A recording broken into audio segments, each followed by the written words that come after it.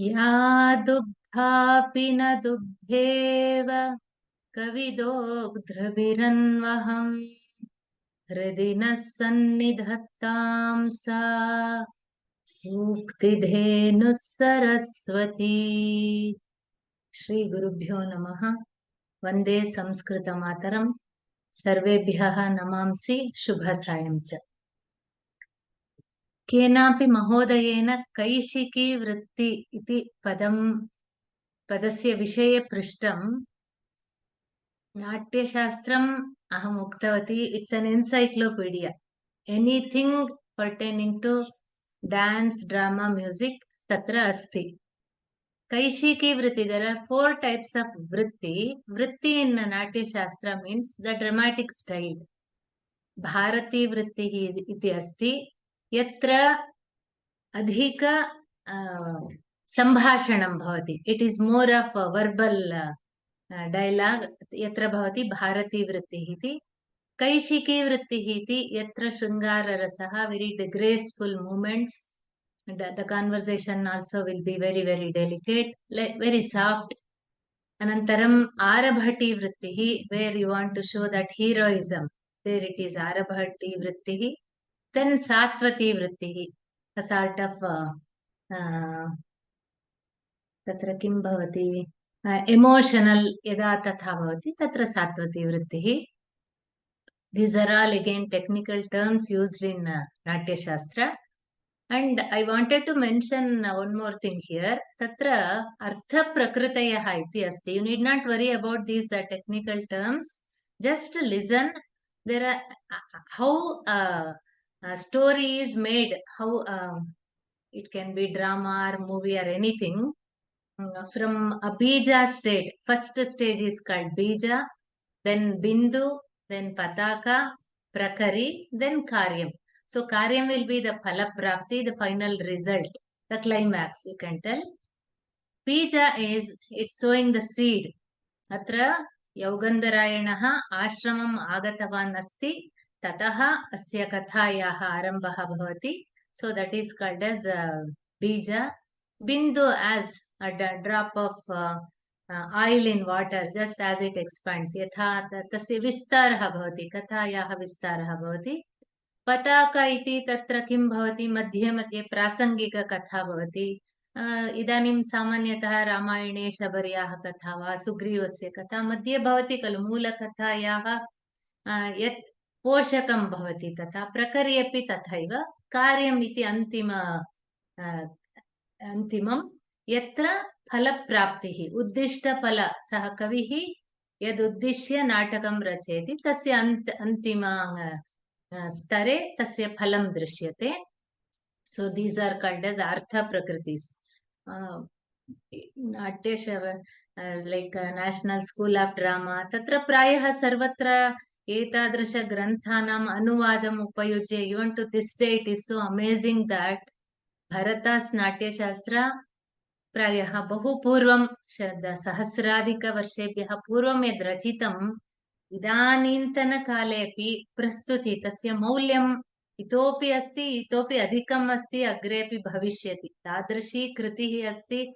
अतः वयम् अत्यन्त अभिमानिनः भवामः. अस्माकं पूर्वजानां यत्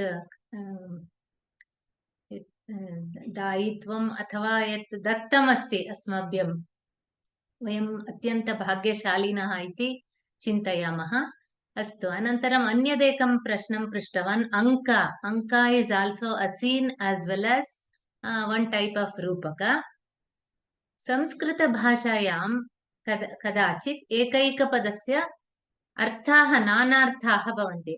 अंकः इत्युक्ते नाटकस्य अंशः इति भवति. अंकः इत्युक्ते रूपकस्य विशेषः, type of दृश्यकाव्य. Anka is also a symbol. Shashankah iti, moon is called as Anka.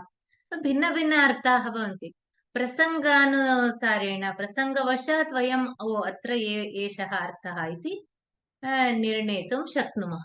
अस्तु, अग्रे गच्छामः. इदानीं काञ्चुकीयः आगत्य तान् भटान् परिहरति. यतः एतादृशकार्यं यत् भटौ कुरुतः तत् सर्वथा उत्तमं कार्यं न। नृपस्य विषये जनाः कीदृशः क्रूरी एषः राजा इति चिन्तयन्ति। अनन्तरम् आश्रमवासिनः कीदृशाः, ते सर्वं त्यक्त्वा, नगरजीवनं त्यक्त्वा वनम् आगतवन्तः। ते सर्वत्र सम्माननार्हाः। अतः एतादृश उत्सारणकार्यं न कर्तव्यम् इति वदति भटौ अङ्गीकुरुतः। आर्य तथा इति, आर्य इत्यपि तत् पूजनीय आदरणीय अर्थे भवति। निष्क्रान्तौ भटौ द्वावपि रङ्गमञ्चात् गच्छतः। योगन्धरायणः तस्य मनसि काञ्चकीयस्य विषये किञ्चित् अभिमानं भवति। हन्त सविज्ञानम् अस्य दर्शनम्। सविज्ञानम् इत्युक्ते अस्य दर्शनं सविज्ञानं। दर्शनम् इत्युक्ते अत्र ज्ञानम् इति, सविज्ञानं विवेकसहितम् इत्युक्ते सः यत् करणीयं यत् न करणीयम् इति जानाति। ज्ञाने इत्यर्थे एषः एतत् पदम्। वत्से उपसर्पावस्तावदेनम् आवन्तिकाम्। इदानीं ब्रह्मचारी आवन्तिका इत्येव वदामि, भवन्तः जानन्ति सा वासवदत्ता एव। वत्से इति प्रीतिपूर्वक सम्बोधनम्। उपसर्पावः तावत् एनं सन्धि अस्ति तत्र। एनम् उपसर्पावः तावत्, इदानीम् एतस्य समीपे वयं गच्छावः। उपसर्पावः इत्युक्ते समीपं गच्छावः। गच्छावः वा इति पृच्छति ताम्, अनुमतिं पृच्छति। आर्य तथा अस्तु इति वदति। योगन्धरायणः उपसृत्य समीपं गत्वा, भोः किं कृतोऽयम् उत्सारण? किं कृता इयम् उत्सारण? इयम् उत्सारण, this wording of whom people you are sending them away. उत्सरता उत्सर इति यत् कार्यं करोति, किं कृता, किमर्थं, किं कारणम् इति पृच्छति। तदा काञ्चुकीयः वदति तं, तदा पश्यति, ओ अत्र आश्रमपरिसरे द्वौ अपरिचितौ आगच्छतः इति। तं दृष्ट्वा सः ब्रह्मचारी वेषधारी अस्ति, प्रायः सन्यासी वेषधारी अस्ति। अतः भोः तपस्विन् इति तं सम्बोधनं करोति। तत् श्रुत्वा योगन्धरायणस्य मनसि किञ्चित् कदाचित् भवति खलु, सः इदानीं वेषधारी अस्ति, सः मन्त्री इदानीं सन्यासी वेषं धृत्वा आगतवान् अस्ति। अतः यदा तपस्विन् इति सम्बोधनं करोति, आत्मानम् उद्दिश्य इति सः न अवगच्छति। किञ्चित् कालम् अनन्तरं तस्य एव आश्चर्यं भवति। तपस्विन् इति गुणवान् खल्वयम् आलापः। तपस्विन् इति गुणवान् खलु अयम् आलापः। आलापः इत्युक्ते सम्बोधनं, तपस्विन् इति सम्बोधनं, गुणवान् खलु एतत् अत्यन्त प्रशस्तमेव। It is indeed a very very respectable address. अपरिचयात् तु न श्लिष्यते मे मनसि। अपरिचयात् एतत् कदाचित् अहं न श्रुतवान् एतादृश सम्बोधनम्। अतः मे मनसि, मम मनसि न श्लिष्यते। अत्र न it doesn't fit, न युज्यते, somehow it doesn't fit in my mind. इत्युक्ते यद्यपि सः तपस्विन् इति आह्वयति, अहम् आत्मानं तपस्विनं न भावयामि।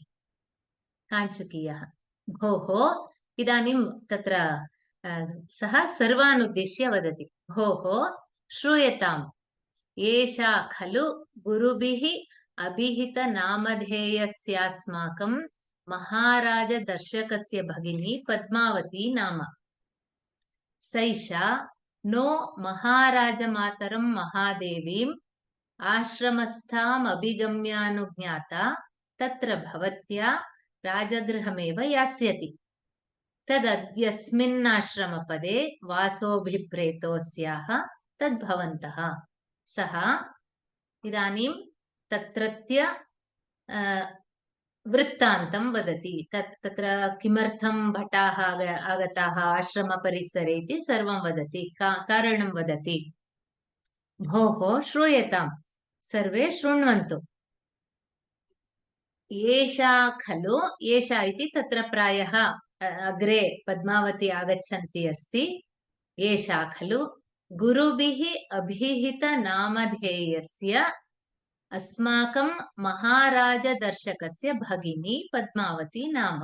एषा महाराजदर्शकस्य भगिनी पद्मावती, एवं परिचयं कारयति।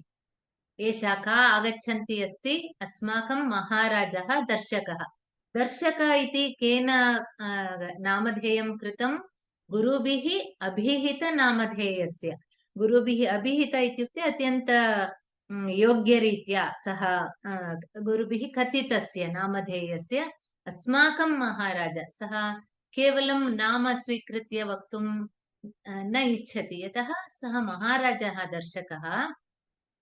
यः दर्शक इति गुरुभिः ज्येष्ठैः कथितः, तस्य भगिनी अनुजा पद्मावती इति नाम। सैषा, सा एषा, सैषा इति सन्धिः अस्ति। सा एषा, दट् पद्मावती। नः, नो इत्युक्ते नः, अस्माकं राजमातरं महादेवीम्। अत्र आश्रमे का वसति? अस्माकं महाराजस्य माता, राजमातरं महादेवी इति। तत्र महादेवी इति तस्य नाम अपि भवति, अथवा सा ज्येष्ठा ग्रेट् लेडी तथापि भवति। महादेवीम् आश्रमस्थां, सा कुत्र अस्ति इदानीम्? आश्रमे अस्ति। तादृशीं महादेवीम् अभिगम्यानुज्ञाता, अभिगम्य तस्याः तां द्रष्टुम् अत्र आगता। अनुज्ञाता तत्र भवत्या इत्युक्ते पद्मावत्या राजगृहमेव यास्यति। सा इदानीम् आश्रमम् आगतवती अस्ति। अनन्तरं राजमातरं दृष्ट्वा तया आज्ञप्ता, पुनः यदा सा अनुमतिं ददाति, अनन्तरं राजगृहं यास्यति। राजगृह इत्युक्ते अत्रापि अर्थद्वयं भवति। Rajagriha, Rajgir, that was the capital of Magadha, अथवा राजभवनं। पद्मावती आगतवती अस्ति अत्र। इदानीं महादेवीं दृष्ट्वा तया अनुमतिं प्राप्य पुनः सा राजगृहं गच्छति। तत् अद्य अस्मिन् आश्रमपदे, तदद्यस्मिन् आश्रमपदे इति अस्ति खलु, अत्र सन्धिः अस्ति। गद्यभागे सामान्यतः सन्धयः भवन्ति।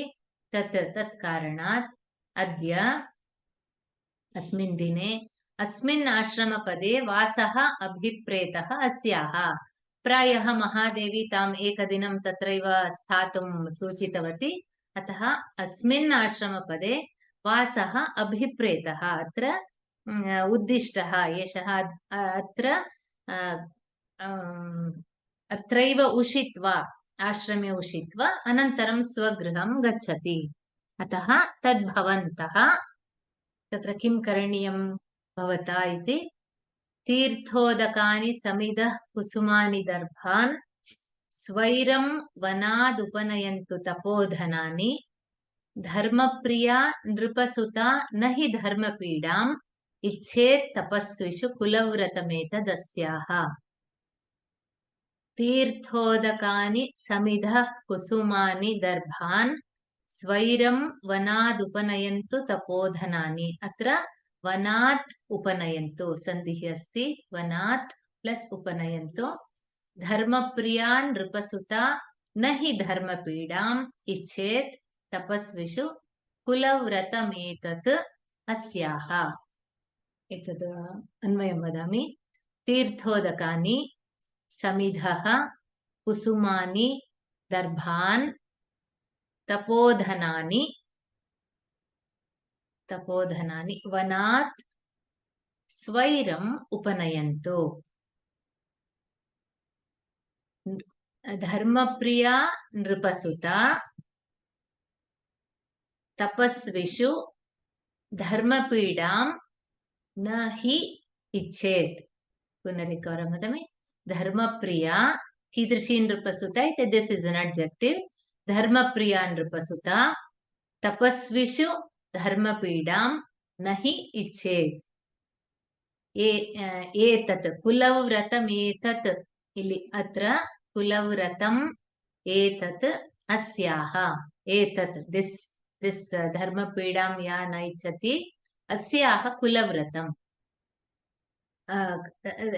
He is this Kanchuki is telling, he is asking the people there, fetch whatever you want. Tirtham ityukte tatra water for their tapas. Tirthodakani, water from the holy ponds. Samidaha, samit is palashakhandaha, the holy sticks that they use in yajna. Kusumani, flowers. Garbha is the grass. Tapodhanani, all these are these are the riches of the tapasvis. What else do they require? They want all this from the forest to do their yajna without any hindrance.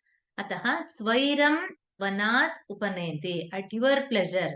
Yathecham vanat upanayanti. You can fetch all these the grass, flowers, waters, the summit, all that.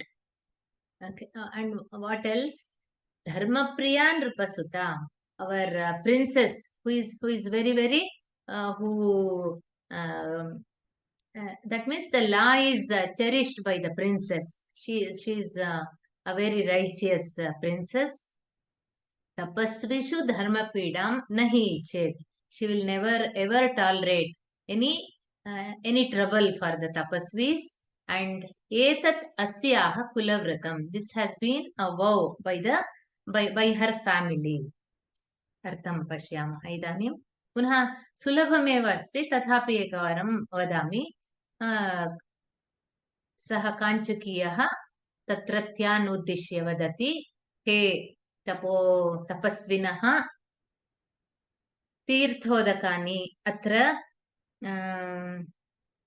तीर्थोदकानि नद्यादेः जलं यदि कष्टं तस्य व्यवस्था कुर्मः इति अर्थे. जलं तथा समिदः. तीर्थ इत्युक्ते अत्र उदकम् अपि तीर्थमेव.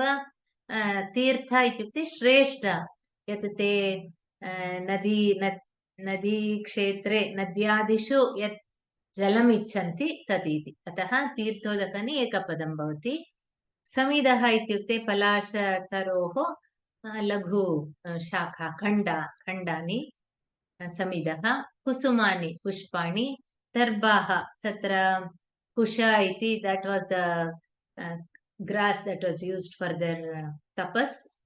And tapodhanani, एतानि एव तेषां द्रव्याणि सम्पत्. तपोधनानि स्वैर्वनात्, अस्मात् वनात् वनप्रदेशात्. स्वैरम् इत्युक्ते स्वच्छन्दं यथेच्छम्. उपनयन्तु स्वीकुर्वन्तु. किमर्थं? धर्मप्रिया नृपसुता, अस्माकं नृपसुता एषा राजकुमारी अस्ति. धर्मप्रिया, सा धर्मानुरागिणी अस्ति. तपस्विषु, तपस्वी जनेषु, धर्मपीडां, किमपि धर्मबाधां न इच्छेत्. सा किञ्चिदपि पीडां तपस्वी जनानां न इच्छति. एतत् अस्याः कुलव्रतम्. कुलव्रतम् इत्युक्ते तस्याः पूर्वजाः अपि एतदेव कृतवन्तः. मुनिजन प्रीतिः, तेषु गौरवः, तत्सर्वं तत् कुलक्रमागतं, केवलम् अस्याः इति न. So the poet wants to bring in a liking towards Padmavati, because in the earlier scene तत्र किञ्चित् क्रूरवर्तनं वयं दृष्टवन्तः. अतः इदानीं योगन्धरायणस्य वासवदत्तायाः च मनसि पद्मावत्याः विषये किञ्चित् प्रीतिः, गौरव उत्पादनम्. अनन्तरं सा तथा नास्ति. यद्यपि राजकुमारी अस्ति, सा परम्परागतं कुलव्रतं यत् मुनिजनसेवा तत्सर्वं सा अपि अनुवर्तते इति वक्तुम् इच्छति. अतः एतत् अस्याः कुलव्रतं. बहु पूर्वकालात् एतस्याः पूर्वजाः अपि एतत् पालितवन्तः, सा अपि तत् करोति इति वदति योगन्धरायणः। पश्यतु, तदानीमेव तस्य मनसि परिवर्तनं जातं, स्वगतम्। एवं, that is just that world एवम्। ओहो, इस् दट् सो? एषा सा मगधराजपुत्री पद्मावती नाम? प्रायः एषः पद्मावतीं न दृष्टवान्। किमर्थं? तत्र कारणमेव नास्ति। सा राजकुमारी तत्र अस्ति, एषः वत्सराज्ये अस्ति, सा मगधराज्ये अस्ति। अनन्तरम् एषः मन्त्री, किं तस्य अन्यत् कार्यं न भवति वा? तत्र तस्य पत्नी का पुत्री का इति केवलं श्रुतवान् सः।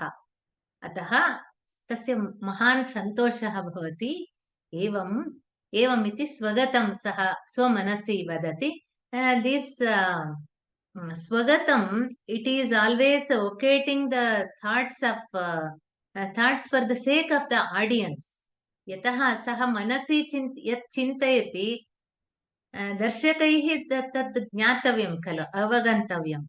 And therefore, in all dramas we have seen, the character usually comes to the front of the stage. Tatra saha vadati. Tat jnayate. If you have seen 2 or 3 dramas, then you will know that he is coming and telling means it is for us to know. Yesha sa Magadharajaputri Padmavati nama ya Pushpakabhadradibihi Adeshikaihi Adishta. Lot of sandhis are there. First I'll read the word as it is. Anantaram sandhi vichedam karomi. Pushpakabhadradibhiradeshikairadishta. Swamino Devi Bhavishyati iti. Pushpakabhadradibihi. Pushpakabhadra Adibihi. Pushpakabhadra saha प्रायः वत्सदेशस्य प्रख्यात ज्योतिषः, ज्योतिर्विद्या पारङ्गतः. भद्र आदिभिः इत्युक्ते अन्ये अपि एतत् सूचि आदेशिकैः, ज्योतिषशास्त्र दैवज्ञैः आदिष्टा, एषा सूचिता. किमिति सूचिता? स्वामिनो देवी भविष्यति इति. स्वामिनः देवी. स्वामी कः? अस्माकं राजा उदयनः, तस्य पत्नी भविष्यति इति जो दैवज्ञाः प्रायः तयोः जातकम्, उदयनस्य जातकं दृष्ट्वा इदानीं किमपि कण्टकम् अस्ति, एतस्य विवाहः मगधराजपुत्र्याः मगधराजपुत्र्या पद्मावत्या सह भविष्यति इति प्रायः ते उक्तवन्तः. तस्य ओ एषा एव सा इति सः आश्चर्येण अथवा सन्तोषेण वदति. ततः सः मुखे तत्क्षणं तस्य मुखभावे परिवर्तना दृश्यते खलु. अतः वयं चिन्तयामः, पूर्वम् एषः एव खलु विनयादपेतपुरुषः, धीरस्य आश्रम संश्रितस्य एवं सर्वम् उक्तवान्. एषः कोऽपि अत्यन्त दर्पिष्टः राजा स्यात्, एवं सर्वम् उक्तवान्. अतः इदानीं तस्य मनसि इदानीं पद्मावत्याः विषये प्रीतिः अथवा सन्तोषः जातः अस्ति. तस्य कारणं वदति. प्रद्वेषो बहुमानो वा सङ्कल्पादुपजायते भर्तृदाराभिलाषित्वादस्यां मे महती स्वता. प्रद्वेषः, अत्र यदा सन्धिच्छेदं कृत्वा पठामि, प्रायः सर्वे भवन्तः जानन्ति इति अहं जानामि, तथापि वदामि. प्रद्वेषो इति सन्धिः अस्ति अत्र. प्रद्वेषः यदा पद्यं भवति तदा तत्र एक सन्धि भवति, अतः विसर्गः एवं भवति. यदा सन्धिच्छेदं कृत्वा सन्धिविभागं कृत्वा पठामि, प्रद्वेषः बहुमानः वा सङ्कल्पात् उपजायते भर्तृदाराभिलाषित्वात् अस्यां मे महती स्वता. प्रद्वेषः, अन्वयं वदामि प्रथमं. प्रद्वेषः बहुमानं वा संकल्पात् उपजायते. It's in order. भर्तृदाराभिलाषित्वात् मे अस्यां महती स्वता. सो सः वदति, hatred and respect, they spring alike out of our own desires. Pradveshaha athava bahumanaha. Because out of my fervent desire to see her wedded to my Lord,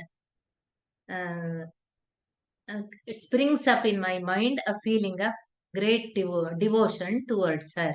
But like as if she belongs to me, she belongs to us. प्रद्वेषः प्रद्वेषः इत्युक्ते प्रकृष्टः द्वेषः, द्वेषातिशयः वा इत्युक्ते अथवा बहुमानः अत्यादरः संकल्पात् अस्माकं मनसि या भावना भवति, मनसि उत्पन्न भावनात् उपजायते भवति अथवा उद्भवति.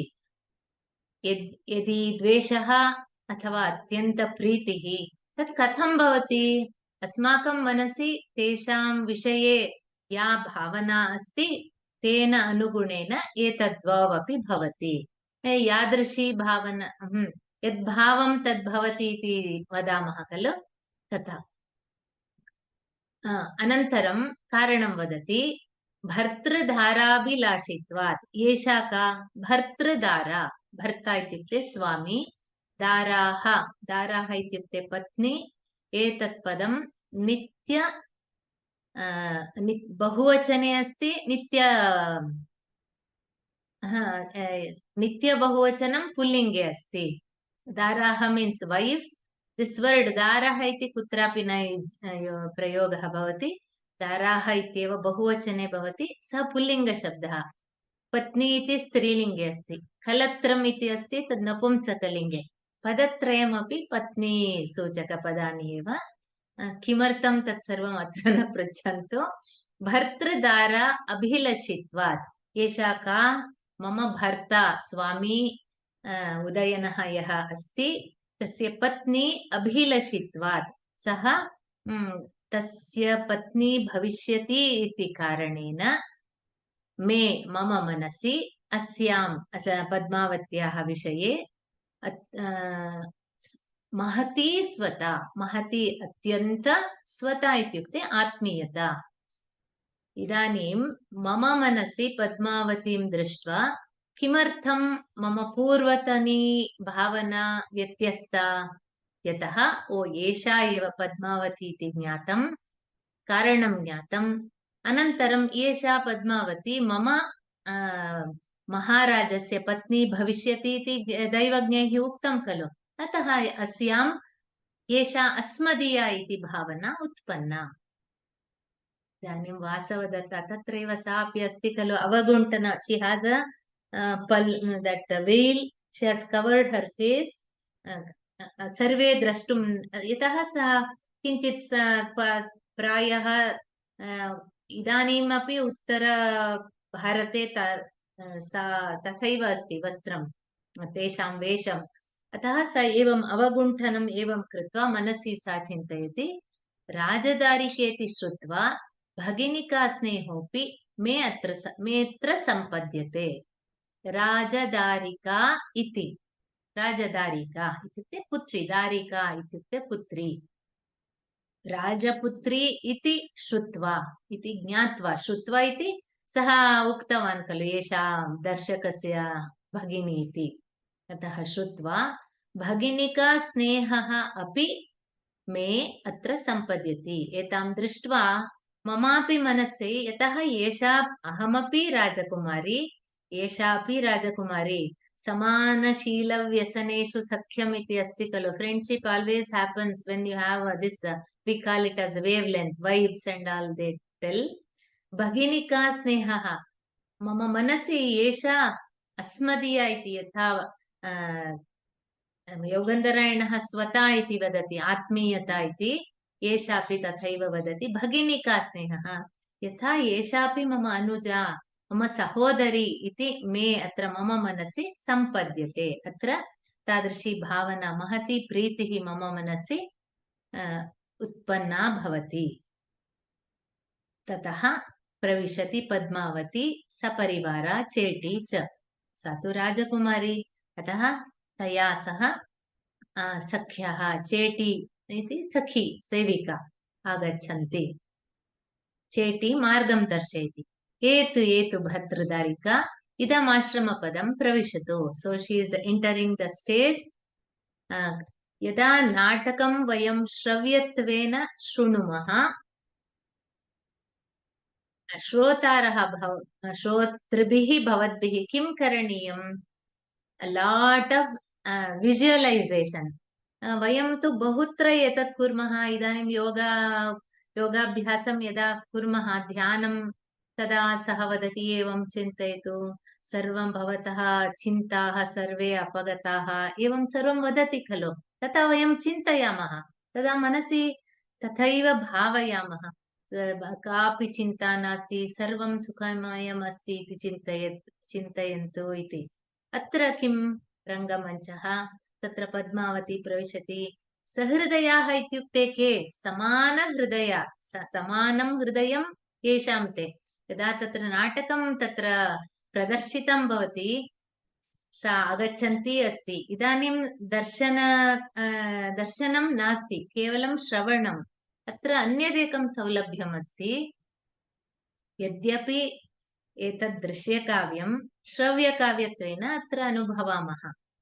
The advantage here is, for example, if a drama is taken and made a movie or it enacted, भवतां मनसि वासवदत्ता एवं सुन्दरी अस्ति, पद्मावती एवम् अस्ति इति एका भावना भवति। तत्र किं भवति? निर्देशकस्य हस्ते अस्ति सर्वं। सः यां पद्मावती इति चिनोति, यां वासवदत्ता इति चिनोति, तमेव वयम् अङ्गीकुर्मः। You have to agree to whichever character he takes as Vasavadatta, Udayana, Padmavati. अत्र सौलभ्यं यदस्ति, कल्पनालोके, अस्माकं कल्पनालोके वासवदत्ता एवम् अस्ति, पद्मावती द्वावपि अतीव सुन्दर्यौ, उदयनः अत्यन्त, सः अपि धीरोदात्तनायकः, एवं सर्वं, योगन्धरायणः अत्यन्त दक्षमन्त्री। अस्माकं मनसि एकां कल्पनां कृत्वा तत्रैव वयं विहरामः। तदा किं भवति? नाटकस्य सम्पूर्णरसास्वादं कर्तुं वयं शक्नुमः। अस्तु, इदानीं चेटी मार्गं दर्शयति। एत्वेतु भर्तृदारिका। एतु अत्र सन्धिः अस्ति। एतु इत्युक्ते आगच्छतु। एतु भर्तृदारिका। इदम् आश्रमपदं प्रविशतु। सः अन्यस्मात् पार्श्वतः आगच्छति। ताम् इदानीं यत्र सा तिष्ठति चेटी, तदेव आश्रमपदम्। अतः सा तद् दर्शयति। इदम् आश्रमपदम्। अत्र किम् अस्ति? ततः प्रविशति उपविष्टा Taapsee. There, where she directs Padmavati, there already a tapaswini is sitting. Atra kim bhavati? In traditional theatre, while enacting the play, the other day I told, once the curtain is drawn, again and again nothing will be done. So usually sound and light, they play a very, very significant role in giving effects, or while the new roles enter, or some props are kept. In all that we have seen, they just darken the stage and all that. Otherwise, two people hold the curtain, and while they are moving, at the back side, the seating arrangement, everything will be made. So here the tapaswini is already seated. ततः प्रविशति इत्युक्ते तद् आश्रमम् इति, आश्रमप्रदेशः इति दर्शयितुं तथा अस्ति. Along with नाटकं, these some technical words and some nice things that happen in drama, this also you will get to know. Taapsee, यदि भवन्तः नाटकं निर्देशनं कर्तुम् इच्छन्ति एतादृश लघु लघु वर्णनं सर्वं विषयं सर्वं ज्ञात्वा कर्तुं शक्नुवन्ति। तापसी उपविश्य तत्रैव स्वागतं राजदारिकायै स्वागतं स्वागतं व्याहरति राजपुत्री तव स्वागतम् इति। पूर्वमेव सा किम् आसीत् तत्र राजदारिका इति श्रुत्वा भगिनिका स्नेहोऽपि सा उक्तवती खलु पुनः अत्र इयं सा राजदारिका अभिजनानुरूपं खलु अस्या रूपम् इयं सा राजदारिका अभिजनानुरूपं खल्वस्या रूपम् पुनः पूर्वतन दृश्ये एव सा जानाति दर्शकस्य भगिनी एषा इति इदानीं पुनः इट्स् एम्फसैजिङ्ग् एषापि राजपुत्री इति आह्वयति खलु अतः ओ इयं सा राजदारिका राजपुत्री अभिजनानुरूपम् अभिजन इत्युक्ते किम् नोबल् बार्न् यथा एतस्य अत्यन्त श्रेष्ठवंशः तद् अनुरूपं तद् अनुगुणं खलु अस्याः रूपम् that means her beauty is befitting her royal bringing up तथा अस्ति अत्र वासवदत्तायाः एवमेव क्रमेण तस्याः स्वभावचित्रणमपि अस्ति प्रथमं किम् एषापि राजपुत्री इति किञ्चित् तस्याः विषये कुतूहलः इदानीं तस्याः रूपविषये तस्य प्रशंसां करोति कुलं तु अत्यन्तश्रेष्ठकुलं मगधराजानः अत्यन्त श्रेष्ठाः शूराः तेषाम् अत्यन्तप्रतापिनः सर्वं श्रुतवती सा रूपमपि अत्यन्तरूपवती अपि अस्ति इति गुणग्राही she can not only she sees goodness in others she is appreciating her beauty Vasavadatta's good the virtues one by one you are getting to know Padmavati namaskaroति आर्ये वन्दे इति तापसी आशिष अनुगृह्णाति चिरं जीव इत्युक्ते दीर्घायुर्भव इति प्रविश जाते तपोवनानि नामातिथिजनस्य स्वगेहम् प्रविश जाते इत्युक्ते सा प्रविष्टवती पुनः that's a very like formal way of welcoming प्रविश जाते इत्युक्ते वत्से पुत्री अन्तः आगच्छ तपोवनानि नाम अतिथिजनस्य स्वगेहम् किं तपोवनं किम् अतिथिजनानां स्वगेहम् इत्युक्ते अत्र hermitages they are a home of wayfarers अत्र यः कोऽपि आगच्छति सः अतिथिः एव अतिथेः सत्कारः भवति एव अतः इत्युक्ते स्वगेहं स्वगृहमिव अत्र निस्सङ्कोचं वसतु तपोवनानि नाम अतिथिजनस्य स्वगेहम् भवतु भवतु आर्ये विश्वस्तास्मि विश्वस्तास्मि इत्युक्ते सा वदति खलु स्वगृहम् इति अस्तु अस्तु रिअश्योर्ड् अनेन बहुमानवचनेन अनुगृहीतास्मि यद्यपि सा राजकुमारी तथापि इदानीं तस्याः स्वागतवचनेन प्रीतिपूर्वकवचनेन भवती अत्र निस्सङ्कोचं स्वगृहमिव वसतु इति इत्यादि उक्तवती खलु अतः अनेन बहुमानवचनेन अनुगृहीता अस्मि इति सरल वयमपि कुर्मः उपविशतु ओ आगच्छतु आगच्छतु यदा ते आगच्छन्ति वयं न दृष्टवन्तः वा तथापि स्वागतम् आगच्छन्तु उपविशन्तु इति वदामि ते आगतवन्तः किं न उपविशन्ति वा एतादृशं न भवति सामान्यव्यवहारेपि एवं भवति अतः सा अपि सन्तुष्टा अस्ति वासवदत्ता वदति पुनः स्वगतम् न हि रूपमेव वागपि खलु अस्याः मधुरा पूर्वं किं सा राजपुत्री इति ज्ञातवती अतः मम आवयोः किञ्चित् मम मनसि एतस्याः विषये भगिनिका स्नेहः इति अनन्तरम् अभिजात सापि अत्यन्त सत्कुलप्रसूता इति तत्र एका प्रशंसा इदानीं तस्याः ध्वनिं श्रुतवती तस्याः यथा सा वदति तस्याः व्यवहारकौशलम् अत्यन्त आदरपूर्वकं यदा पद्मावती वदति, न हि रूपमेव वागपि खलु अस्याः मधुरा, वाक् अपि अत्यन्त मृदुभाषिणी अस्ति इति पुनः प्रशंसां मनसि एव प्रकटयति तापसी। भद्रे इमां तावत् भद्रमुखस्य भगिनिकां कश्चिद् राजा न वरयति। इदानीं सा चेटीं पृच्छति। भद्रे इत्युक्ते सा चेटीम् उद्दिश्य पृच्छति, इमां भगिनिकां इमां तावत् भद्रमुखस्य भगिनिकां। भद्रमुख is an adjective for darshaka. It means like our honorable king.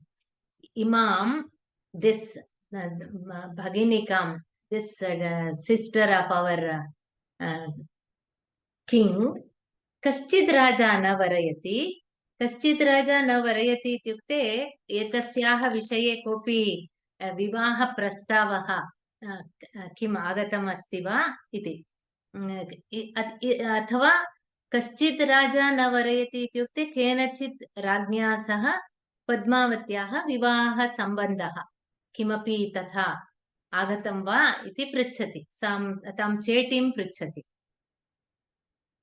तदा चेटी वदति, अस्ति राजा प्रद्योतो नामोज्जयिन्याः। अस्ति राजा प्रद्योतः नाम उज्जयिन्याः। तदा चेटी वदति, हा प्रद्योतः इति उज्जयिन्याः राजा अस्ति खलु, स दारकस्य कारणात् दूतसम्पातं करोति। स इत्युक्ते सः, दारकस्य कारणात्, दारकः इत्युक्ते पुत्रः, दारिका पुत्री, दारकस्य कारणात् दूतसम्पातं करोति। He has sent an ambassador on behalf of his son. दूतसम्पातं करोति, दूतं प्रेषितवान् अस्ति पुत्रस्य विवाहविषयार्थं सम्बन्धं कल्पयितुं। प्रद्योतः, उज्जयिन्याः राजा प्रद्योतः दूतं प्रेषितवान् अस्ति। इदानीं वासवदत्तायाः मनसि पुनः इतोपि सन्तोषः, यतः प्रद्योतः कः? तस्याः पिता। भवतु भवतु, एषा च आत्मीयेदानीं संवृत्ता। एषा च, अत्र च आत्मीया इदानीं संवृत्ता। आत्मीया मम अग्रजस्य भार्या प्रजावती, she is going to be my sister-in-law इति तस्याः मनसि, ओ एवं वा, इदानीम् आत्मीया संवृत्ता। she has become very affectionate, dear to me. Taapsee वदति, अर्हा खल्वियम् आकृतिरस्य बहुमानस्य। अर्हा खलु इयम् आकृतिः अस्य बहुमानस्य। अर्हा, योग्या. That means she is in every way, she is fit to be, she is one who is to be sought after. Arha khalu iyam akritihi asya. That means she is praising Padmavati's beauty. Asyaha akritihi atyanta sundaram asti, atah bahumanasya prashamsa yogyameva asti. Ubhe rajakule mahattare iti shruyate. उभे राजकुले, मगध तथा उज्जयिनी द्वावपि श्रेष्ठ वंशौ एव। अनन्तरं पद्मावती अपि सुन्दरी अस्ति। यदि प्रद्योतः स्वस्य सुतस्य कृते विवाहसम्बन्धं प्रेषितवान् अस्ति, तद् अत्यन्त योग्यमेव इति तापसी वदति। तदा पद्मावती स्त्रीसहजलज्जा, यदा तस्याः विषये एवं तस्याः विवाहविषये एवं चर्चा भवति, सा किं करोति? आर्या, किं दृष्टो मुनिजन आत्मानम् अनुग्रहीतुम्? अत्र एवमेव प्रसङ्गानुगुणं वक्तुम् इच्छामि। इन् कुमारसम्भव, नारदा कम्स् अण्ड् हिमवान्, पार्वत्याः पिता तत्र अस्ति। पार्वत्याः विवाहविषये नारदः एवं शिवः इति अस्ति, तस्याः विवाहः, एतस्य पुत्र्याः विवाहः शिवेन सह एतद् सर्वैः सर्वे देवाः सर्वे एतदिच्छन्ति इति यदा वदति तत्र तत्रैव पितुः पार्श्वे या तिष्ठवती सः कविः वदति लीला कमलपत्राणि गणयामास पार्वती इति। तस्याः हस्ते कमलम् आसीत्. She was just taking out the petals of that lotus as if she is counting the number of days or out of shyness. तथा काव्ये किं भवति तादृशवाक्यानां तत् पुनः पठित्वा तत् कथम् इति पार्वती कथम् अनुभूतवती एवं मनसि तत् कल्पनां कृत्वा रसास्वादं कुर्मः। अस्तु, एषा पद्मावती किम् इदानीं केवलं तस्याः विवाहविषये एव अग्रे सम्भाषणं वार्तालापः अस्ति। तस्य कार्यं किम् आसीत् सा पूर्वं पृष्टवती तपस्विनां तपोधनानि यानि आवश्यकानि तत् यथेच्छं स्वीकुर्वन्तु इति उक्त्वा इदानीम् अन्यत्र कुत्रचित् सम्भाषणं विषयान्तरम् अभवत् इति सा कञ्चुकीयं वदति। आर्या किं दृष्टो मुनिजन आत्मानम् अनुग्रहीतुं मुनिजनः किं दृष्टः।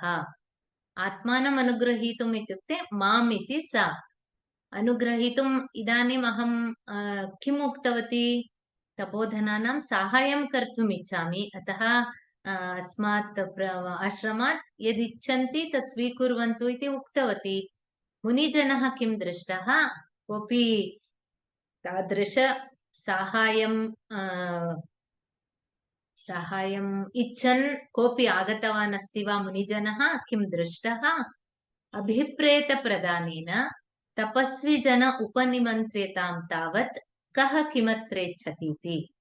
अभिप्रेतप्रदानेन, अभिप्रेतम् इत्युक्ते अभीष्टं यत् ते इच्छन्ति, प्रदानेन तस्य इच्छापूरणेन, तपस्विजन अभिप्रेतप्रदानेन तपस्विजनानां मनसि यत् इच्छा अस्ति तद् इच्छापूरणेन तेषां मनोरथपूरणेन उपनिमन्त्र्यतां तावत् तान् सर्वान् अत्र तपस्विजनः उपनिमन्त्र्यताम्, अत्र तपस्विनः अत्र आनीयतां, कः किमत्र इच्छति इति पुनरेकवारं कः किम् इच्छति इति पृच्छतु।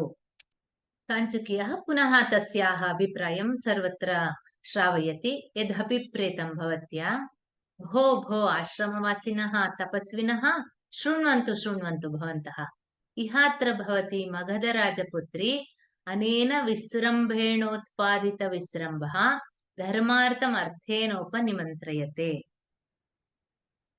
सः पुनः वदति, शृण्वन्तु इति सर्वान् उद्दिश्य वदति। अस्माकं राजपुत्री एषा पद्मावती आश्रमवासिनः तपस्विनः इति तान् उद्दिश्य वदति।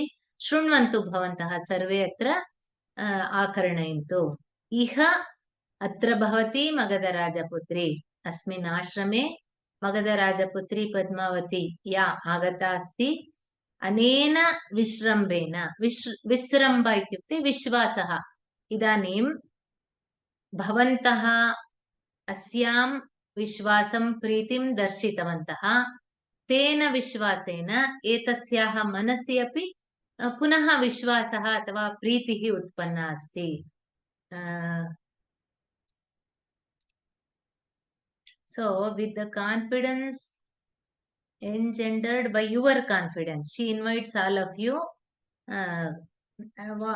as to what she may best do to fulfill her religious duty iti.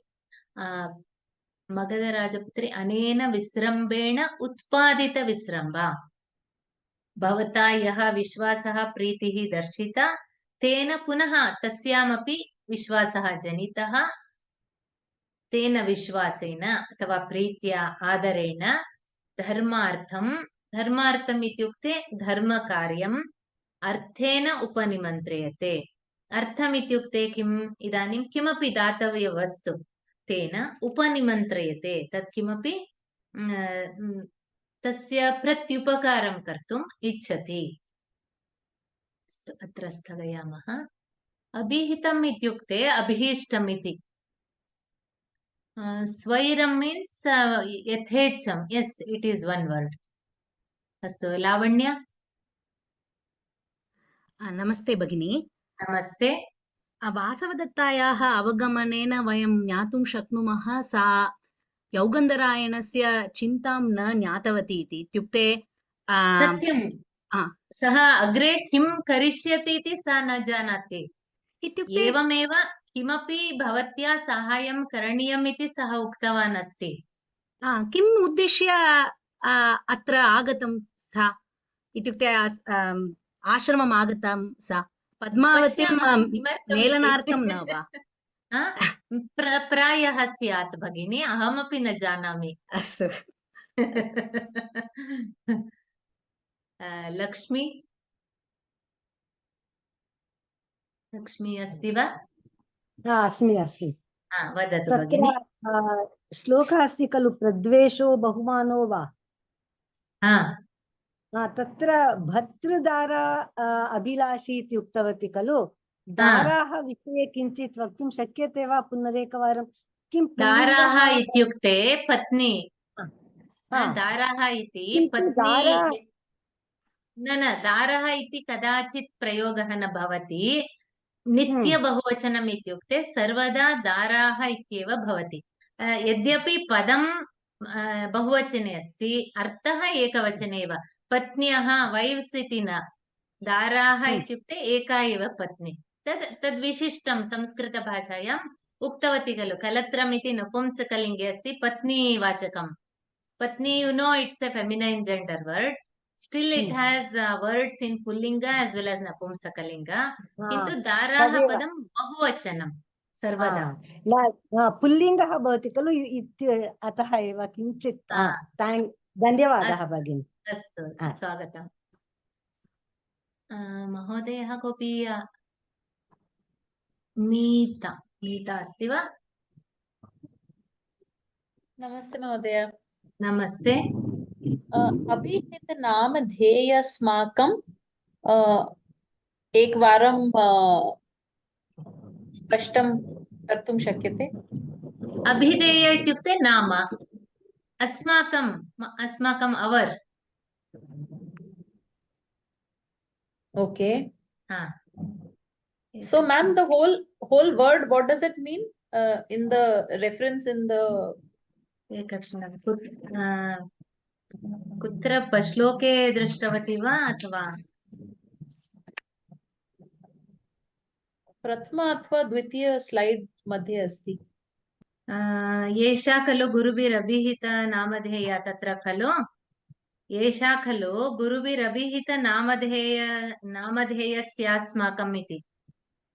एषा, there it is not it doesn't refer to Padmavati. Darshaka, who has been named as Darshaka by the elders. Darshaka means one who is handsome. So our king has been named as Darshaka by our family. He is called as Darshaka by our elders. That Darshaka's Bhagini Padmavati he is referring. So he is telling about her brother also, that she is none other than Darshaka's sister. Okay. धन्यवाद। अरुण कुमार अस्ति वा? राम राम राम महोदय। पद्मावती कुतः किमर्थम् अत्र आगच्छति? वासवदत्तायाः वसनं तत्र किमर्थं, कथम् अभवत् तत्र? अहं द्वितीयदिने कथाम् उक्तवती महोदय, भवान् न श्रुतवान् वा? श्रुतवान्, किञ्चित् क्लेशः अभवत्। क्लेशः? यौगन्धरायणः मन्त्री खलु, सः इदानीम् उदयनः राज्यभ्रष्टः, किन्तु यौगन्धरायणः अत्यन्त स्वामिनिष्ठः मन्त्री। सः कथमपि पुनः राज्यं सम्पादयितुम्, उदयनाय राज्यं पुनः प्रयत्नं करोति। तत्र किं कस्यापि प्रबलराज्ञः साहाय्यम् अपेक्षितं। सः मगधविषये श्रुतवान् अस्ति। Magadh is a very very powerful province and their competitors. He has a daughter Padmavati, so he has so many plans. तदर्थम् अत्र आगतवान्। सर्वम् इदानीमेव वदामि चेत् तद् रोचकं न भवति। अतः इदानीं यौगन्धरायणः वासवदत्तया सह मगधराज्यस्य आश्रमप्रदेशम् आगतवान् अस्ति. राज्यं न गतवान् अस्ति. He is on the outskirts of Magadha in an ashrama where he meets Padmavati. That's all. Lakshmi iti anya asti. Namaste Bhagini. Namaste. That means Vasavadatta, she doesn't know the plan of Gandharaya. Still, No. she came in the way Yeah, in this tapasya. she trusts Yogandharayana. She has seen the story that I told. There was a love marriage, Udayana and Vasavadatta's. It was Yogandharayana who made a plan for Udayana and Vasavadatta to escape from her father's place. I told And about that elephant and all that. Yes, So yes. it is not just immediately after the wedding. So many maybe After days, many years, years. months have passed. This Raja, he shows no interest in stately affairs. Naturally, she also wants to help. She is a very devoted wife. Not just she loves Udayana, but she also wants to get back his kingdom. So she is ready for the sacrifice that Yogandharayana says. That's all. Now, kim bhavishyati iti anantaram krameణ janimah.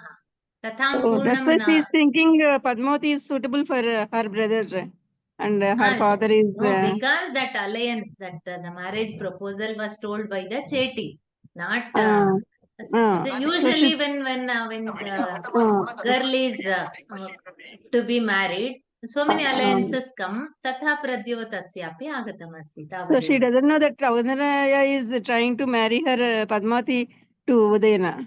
She doesn't know that. Ahamapi katam na janami bhagini. Astu Bhagini, namaste. Thank you. Astu. Purnima Namaste asti va? Bhagini. Namaste.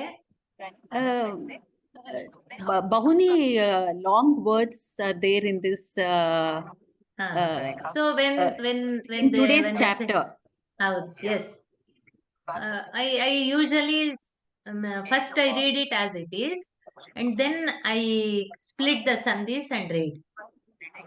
So now when I go through, like if I go through this one, and if I'm not able to split it properly, or how, I'm not sure whether I'll be able to split it properly like how you did. I am confident, Bhagini, that you can definitely split it according to the meaning. See, whenever em is there, usually that guna sandhi would have happened.